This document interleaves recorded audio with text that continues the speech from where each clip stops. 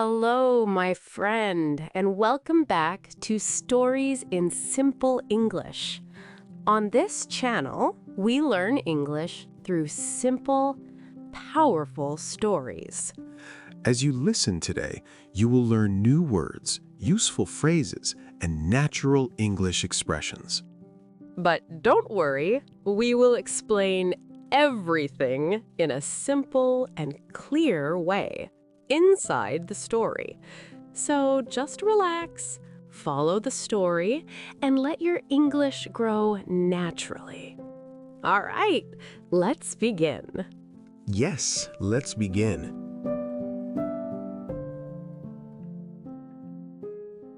Today's story is called The Bet. It was written by a famous Russian writer, Anton Chekhov. This story is not just about money. It is about life, freedom, knowledge, and what really matters in the end. And as we go through the story, we will ask important questions not only about the language, but also about life. So, the story begins on a cold autumn evening. Let's imagine the scene together. There's a large house, warm inside, with soft light, comfortable chairs, and a group of intelligent people sitting together.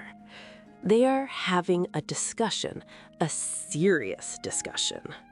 Yes, and the host of this evening is a banker. And this banker is not just comfortable, he is very rich. Exactly. He has invited guests to his house, people who like to think, to discuss, to debate ideas. To debate means to discuss something seriously.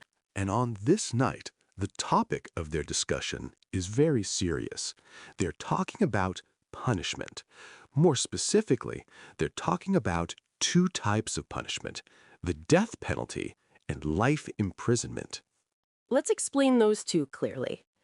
The death penalty means a person is punished by death, usually for a very serious crime. Life imprisonment means a person stays in prison for the rest of their life. They do not leave. They live and die inside that space. Now here's the key question of their discussion. Which is better? Is it better to die quickly or to live many years in prison? That's a very deep and difficult question, and everyone at the table has a different opinion.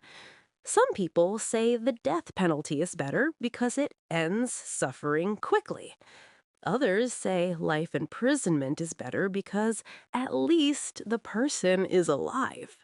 Yes, and this is where we meet another important character, a young lawyer. This lawyer is young, maybe around 25 years old.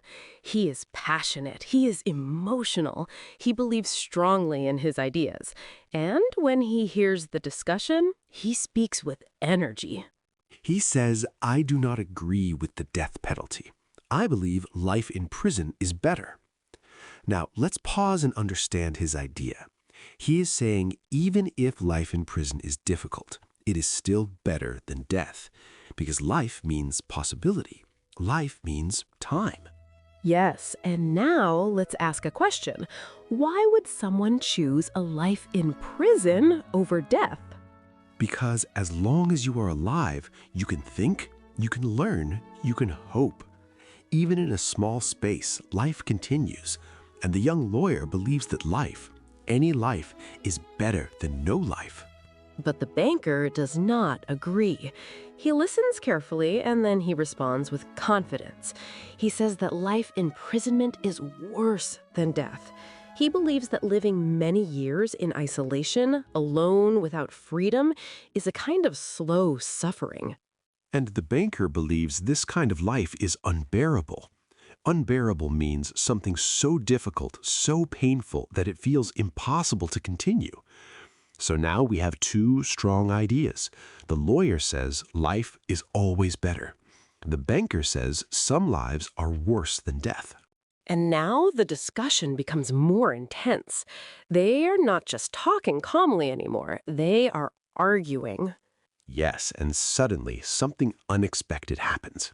The banker becomes emotional. He stands up and he says something shocking. He says, I will make a bet.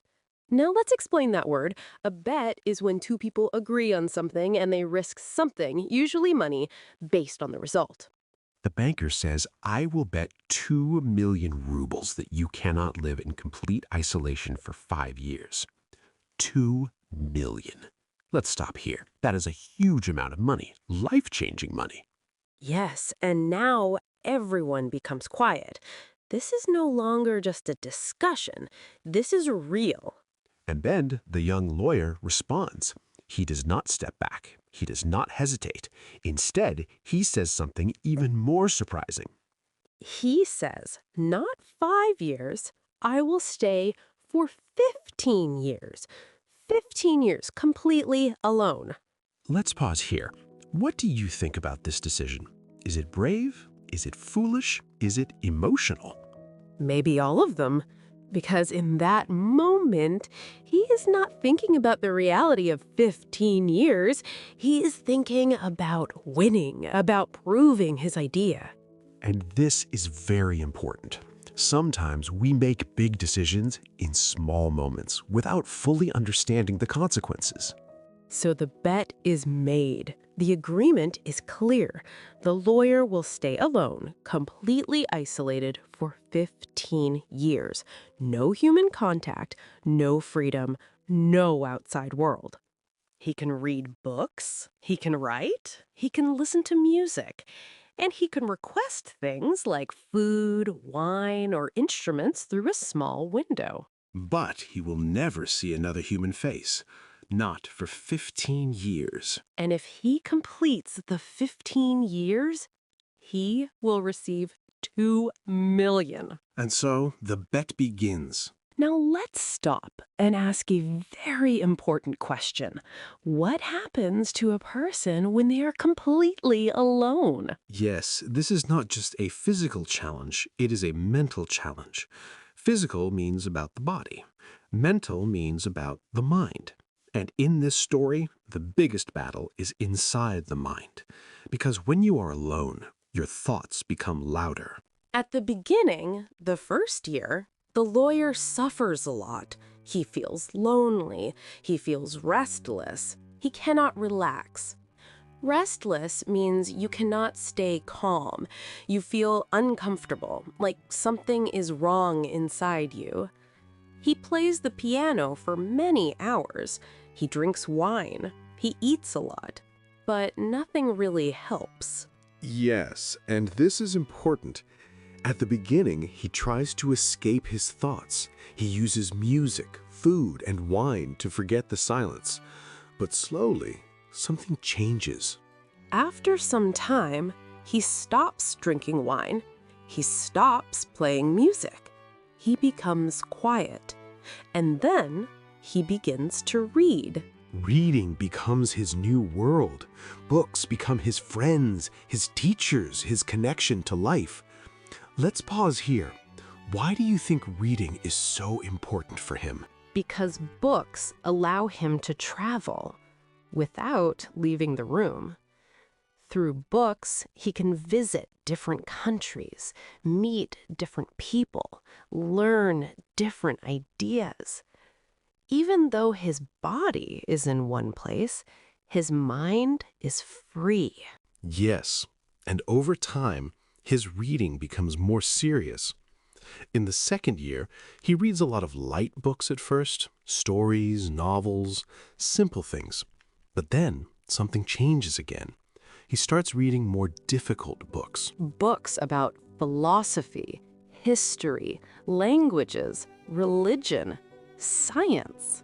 Years pass, slowly, quietly. The lawyer changes.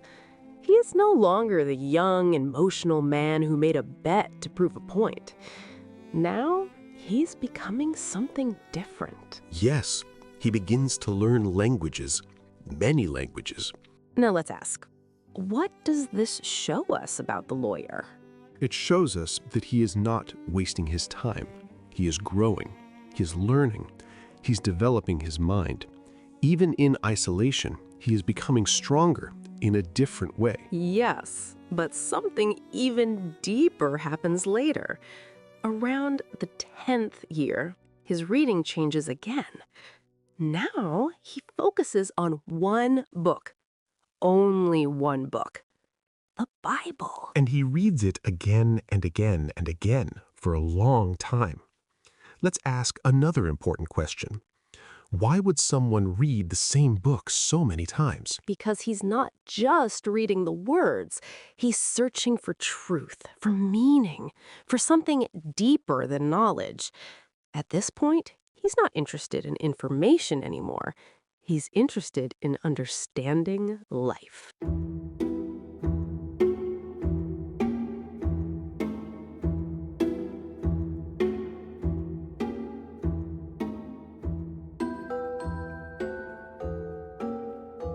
So, the story reaches its final and most important moment. 15 years are almost finished. The young lawyer is still inside the small room after years of silence, reading, and deep thinking. Outside, the banker is also alone, but his life is very different now. He is no longer rich and confident. Over the years, he has lost money and his situation has become unstable and dangerous. Yeah, and now the banker is afraid. He is afraid of losing everything. If the lawyer wins the bet, the banker must pay $2 million, and now that money would completely ruin him. He feels desperate. And when people feel desperate, they sometimes think in dangerous ways. Slowly, a dark idea enters his mind. He begins to think that if the lawyer does not leave the room, then he will not have to pay. And this thought becomes even darker. The banker realizes that if the lawyer dies, he will not need to give the money. This is a shocking change. At the beginning, the bet was just a game. But now he is thinking about ending a life.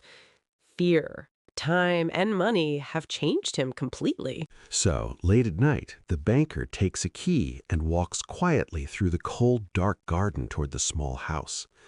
Inside him, there is a strong conflict. One part of him knows this is wrong, but another part tells him he has no choice. Step by step, he reaches the room and enters. Inside, the light is dim. The lawyer looks very different now, thin, older, and quiet. He seems like a man who has lived many lives in his mind. On the table, there is a letter. The banker moves closer and begins to read it. And what he reads changes everything. The lawyer explains that during these 15 years, he has read many books and learned many things. He has experienced life through knowledge and ideas. But in the end, he has discovered something surprising. He now believes that everything people value, money, pleasure, and status, is temporary and meaningless. Yes, and he says that he rejects these things completely. He no longer wants money or success. Then he makes a shocking decision. He writes that he will leave the room 5 hours before the end of the bet, so he will not receive the $2 million. This is unbelievable. After 15 years, he chooses nothing. But this shows how much he has changed. He now understands that true freedom is not about money, but about knowledge, inner peace, and detachment from material desires.